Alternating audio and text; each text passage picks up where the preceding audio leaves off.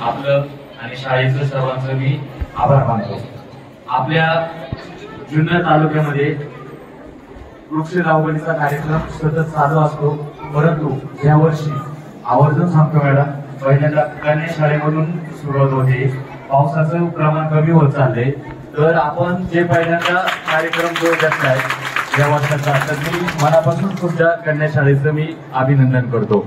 परंतु एक सांगू इच्छितो, ज्या वेळेला आपण हे वृक्षारोपण करतो त्यावेळेला आपण हे जे झाड लावतो याचं जतन होणं सगळ्यात महत्वाचं आहे। त्याचं जतन होऊन त्याचं संरक्षण आणि संवर्धन होणं गरजेचं आहे।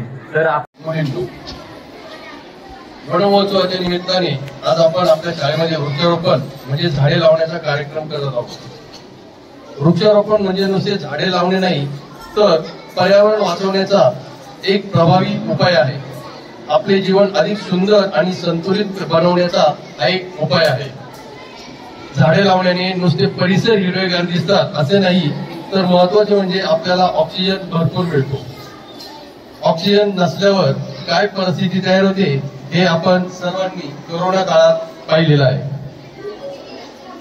निश्चितच मोठी झाल्यानंतर बहाव्यासारखी जी झाडं आहेत ती अतिशय मस्तपैकी दिसतील। असो, मला एवढं सांगायचंय, वृक्ष लावणं, झाडं असणं ही काळाची गरज आहे। आपल्या पर्यावरणाचं जर संतुलन साधायचं असेल तर आपल्याला वृक्ष लागवडीशिवाय किंवा वृक्ष मोठे केल्याशिवाय पर्याय नाही। तर तुम्हाला पुन्हा एकदा मी सूचनावजा विनंती करतो, प्रत्येक मुलींनी घरी गेल्यानंतर सुट्टीच्या कालावधीमध्ये एक झाड लावायचंच आहे। धन्यवाद। ज्योती सावित्रीबाई फुले ज्यांनी खऱ्या अर्थाने शिक्षणाची दारं तुम्हा आम्हाला खुली केली, विशेष करून मुलींसाठी खुली केल्यामुळे आज तुमच्या माझ्या घरातली मुलगी आज या शाळेमध्ये येते आणि खऱ्या अर्थानं समाजाला म्हणजे विशेष करून आदिवासी समाजाला मुख्य प्रवाहामध्ये आणण्यासाठी ज्यांनी खऱ्या अर्थाने क्रांती केली ते क्रांतीसूर्य बिरसा मुंडे यांना प्रथमतः मी विनम्र अभिवादन करतो।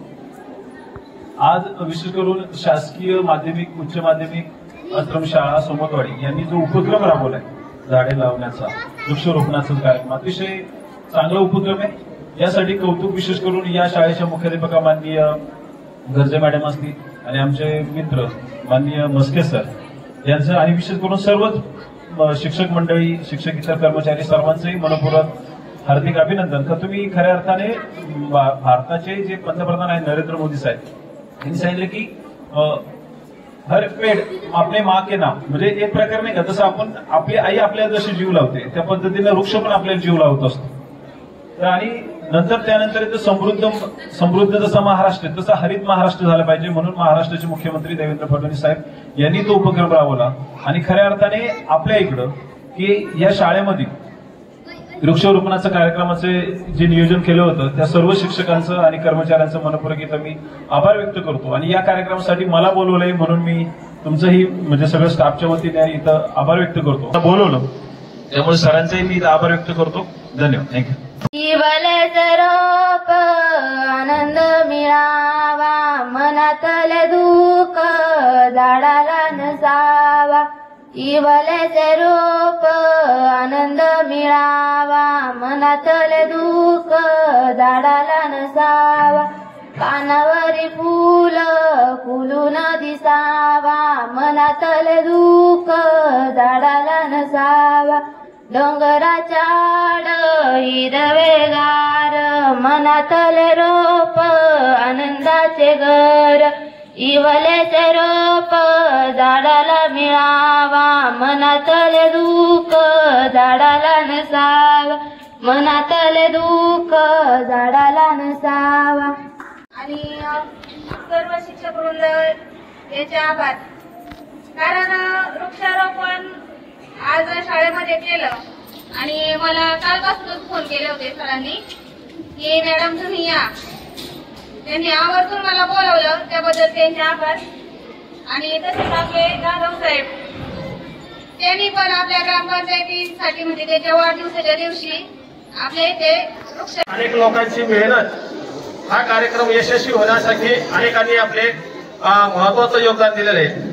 सगळ्यात महत्वाचं म्हणजे वन विभाग, जुन्नर वन विभागाचे अधिकारी विधाते साहेब यांचं सगळ्यात पहिल्यांदा मी आभार मानतो की त्यांनी आम्हाला विविध फुलं अशा वेगवेगळ्या प्रकारचे वृक्ष आम्हाला वृक्षारोपणासाठी उपलब्ध करून दिले।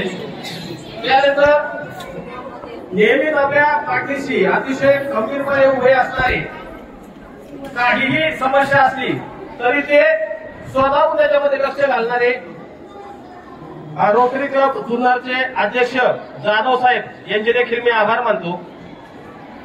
त्यानंतर सोमतवाडीच्या सरपंच पूनमताईंचं सहकार्याचं नेहमी तुम्हाला माहिती आहे, काहीही असलं तर पूनमताई आपल्या मागं खंबीरपणे उभ्या असतात। त्या देखील अतिशय व्यस्त त्यांचं वेळापत्रक होतं, तरी देखील आपल्या विनंतीला मान देऊन त्यांनी आज या ठिकाणी त्यांची उपस्थिती आपल्याला दिसून आली आणि आपल्याला त्यांनी मार्गदर्शन देखील केलेलं आहे। तर पूनमताईंचे सुद्धा मी खूप खूप आभार व्यक्त करतो।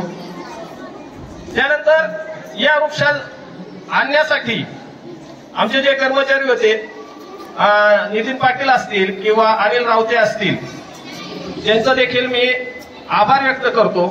या वृक्ष आणण्यासाठी ज्यांनी खूप प्रयत्न केले ते आमचे मस्के सर यांचा सुद्धा आपण आभार मानतो मी।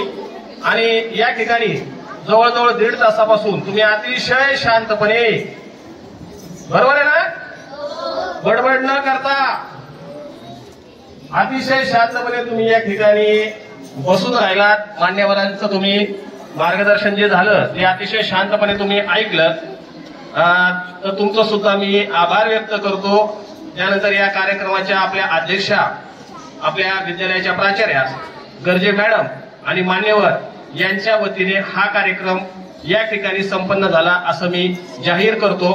यानंतर तुम्ही नाश्त्यासाठी अतिशय शांततेमध्ये